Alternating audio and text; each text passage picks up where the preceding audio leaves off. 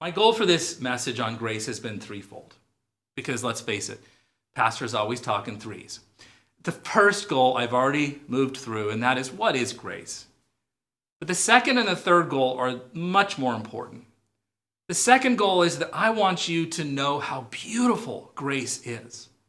How that when you hear a story or live a story of grace, it leaves a lump in your throat. It puts the hairs on your neck on end. It makes you want to cry a little bit. It does something to your heart. And then finally, I just want to share with you how you and I need to be gift givers. But let me just give you some vignettes of grace and see what they do to your heart. The third little vignette on grace is one you know because we did a series on Les Miserables a couple of years ago, the great novel by Victor Hugo and the Great Show.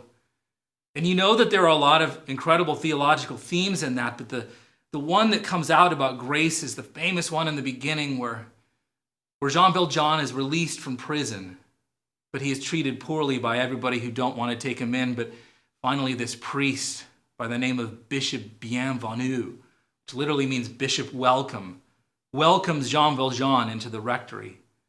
There that night, Jean Valjean is, but somewhere in the middle of the night, he begins to wander. He begins to wander in his heart, and he sees this silver candlestick, and he decides to steal this candlestick, and he runs off into the night. A little later, the gendarme, the policeman, catch Jean Valjean, and they bring him back, and they present him to the bishop, and they said, "What do you want us to do with this thief?" And the bishop says, "He is not a thief. I gave him that candlestick. And my son, you have forgotten the second candlestick." Now, if that story has a little heart piece for you, if it brings a tear to your eye, then my friends, that is because it is a story of grace. All stories of grace do that to us. And the story I want to tell you next week is the story of the cross, which also does that to our hearts. But the last thing I want to leave you with today is that you and I need to be about the work of God.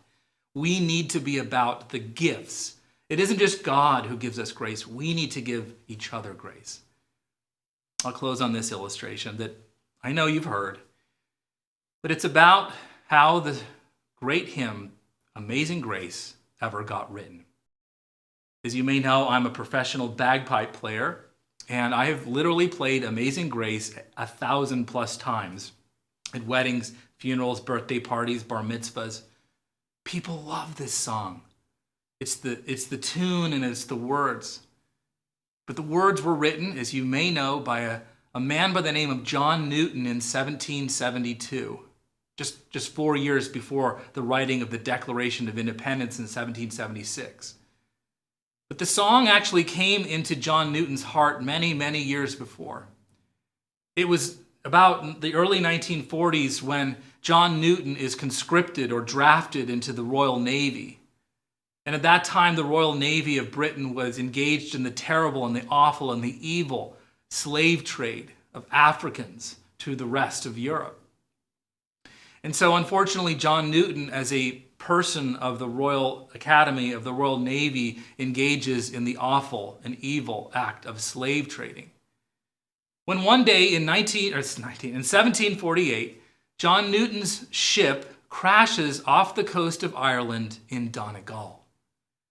He thinks he's about to die when he cries out to God, and God saves him from dying at that moment.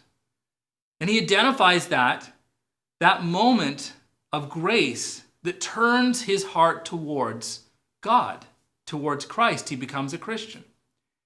Now, interestingly, John Newton would continue in the Navy and continue the awful slave trade for the next 27 years.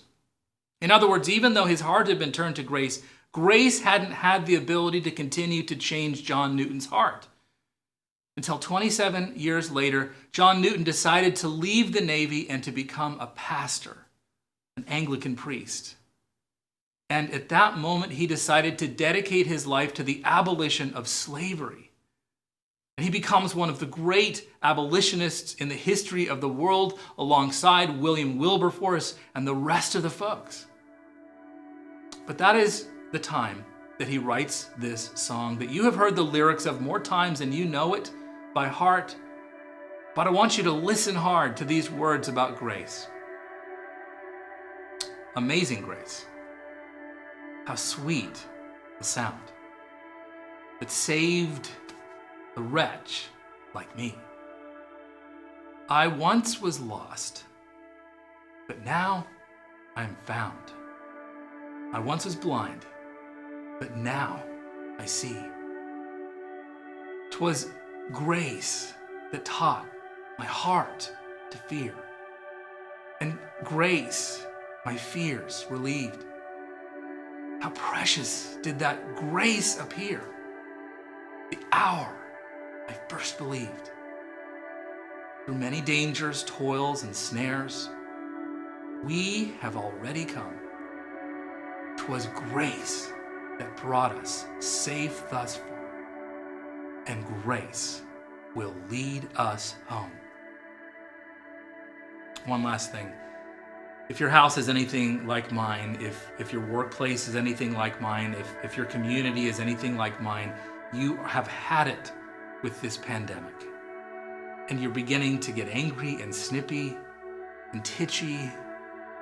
And I can only tell you that this is the time to receive God's gift, God's daily gift of grace, and to give it to those around you.